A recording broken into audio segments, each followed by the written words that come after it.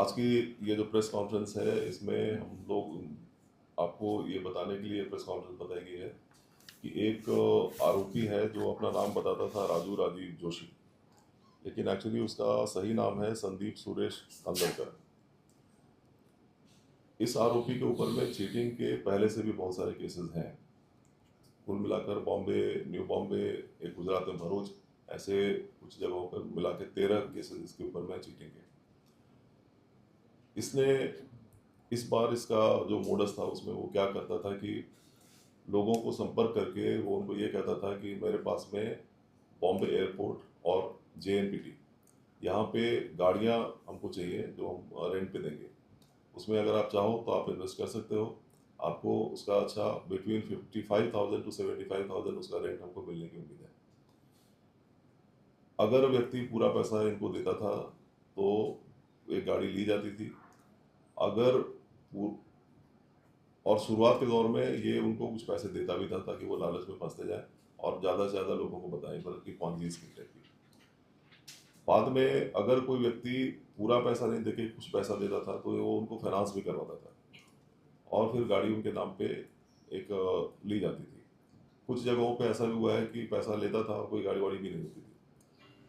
भाड़ा एयरपोर्ट या JNPT पे देने का कोई सिस्टम नहीं था, सिर्फ ये सब हवा में ही चलता था। इसने कुल अभी तक हमारे पास में जो इन्फॉर्मेशन अभी तक की है उसमें अभी तक 1,375 लोगों को उसने चीट किया था।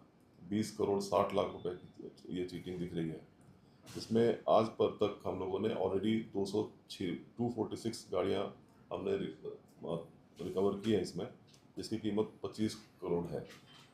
इसमें जो मुख्य आरोपी है उसके अलावा एक दूसरा भी आरोपी है जो उसका साथीदार था, उसका नाम है सचिन सुनील तेटपुरे। यह दापोली रत्नागिरी का रहने वाला है। इसमें और भी हम लोगों ने 7 लोगों को आइडेंटिफाई किया है, जिसको हम लोग अरेस्ट कुछ ही दिनों में करने वाले हैं।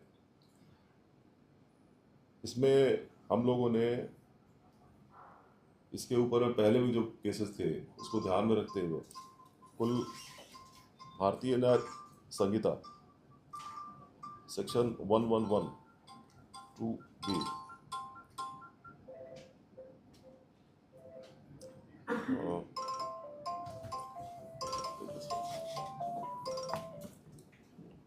भी हमने लगाया है और ये बेसिकली यही इंफॉर्मेशन है। सर, इसमें 2 मामले सामने आ रहे थे। एक तो ये था कि जिनके नाम पे गाड़ियाँ हैं और कुछ ऐसे थे जिनके कुछ कंपनी के नाम पे गाड़ी का मामला सामने आया कि कंपनी के नाम पे भी गाड़ियाँ, तो उनके नाम पे गाड़ियाँ उनको कब मिलेंगी? जो बाकी है जिनकी कंपनी के नाम पे गाड़ियाँ, उनके जाँच किस प्रकार से होगी?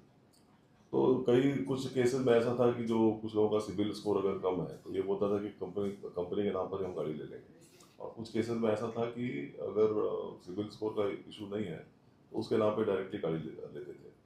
हम इसमें न्यायालयीन प्रक्रिया जो है उसको पूरा करके फिरियादी जितने भी हैं उनको जल्दी से जल्दी ये गाड़ियाँ मिलने का वापस देने का प्रयत्न कर रहे हैं। उस लोगों ने सर क्रिप्टो करेंसी कम समय में डबल पैसा 3 गुना पैसे, ऐसे भी बात सामने आ रही था।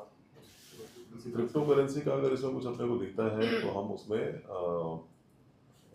उसके हिसाब से जो अप्रोप्रिएट लीगल एक्शन है वो भी हम लेंगे। सर, अभी तक फिलहाल कितने आरोपियों को हिरासत में लिया है और कितने को लेना बाकी है? हम लोगों ने अभी तक 2 लोगों को अरेस्ट किया है और 7 लोग और आइडेंटिफाई हुए हैं जिनको हम अरेस्ट करेंगे। सर, ये इतनी बड़ी ठगी है जो आरोपी है, इन ठगे हुए पैसों का किस तरह से इस्तेमाल करते थे? किसी अय्याशी भी है, किस तरह का कुछ आया सामने? वो अभी इन्वेस्टिगेशन उसका हम लोग करेंगे। सर, एक सवाल ये है कि जिस तरह से इतनी बड़ी गाड़ी की पकड़ा है, क्या क्या इन गाड़ियों का इस्तेमाल, जिस तरह की अभी स्थिति बनी हुई है पहलगाम अटैक के बाद, क्या इनका किसी देश विरोधी गतिविधियों में भी इस्तेमाल करने की कोई प्लानिंग थी?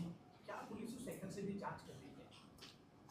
अभी तक हम लोगों को ऐसा कुछ दिखा नहीं है।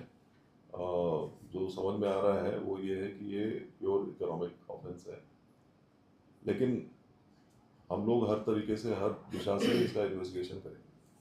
सर, जैसे आपने कहा कि उसके ऊपर 13 मामले और दर्ज हैं और यहाँ पर केवल 1,075 लोगों को उसने ठगा है, क्या ऐसा पाया गया कि और भी कहीं उन्हें सिर्फ चालू किया था और लोगों को फंसाया है यहाँ से बाहर? तो आगे वो ऐसा ही वही है। हाँ, तो पहले तो 13 केसेस ऑलरेडी हैं, यस और जो ऐसा कुछ कर रहा था या नहीं कर रहा था, all will be investigated. Sir आपने बताया कि 246 वाहन जब्त हुए, तो कुल वाहनों की संख्या कितनी है, बाकी के वाहन कब जब्त हुए? तो कितना अभी तक तो 246 का ही अपने को डाटा मिला है, मतलब लेकिन कुल वाहन इतने ही? फिलहाल तो स्थिति यही है आज के दिन में, इसमें बढ़ोतरी भी हो सकती है। अभी आप लोग को हम वहाँ लेके चलेंगे।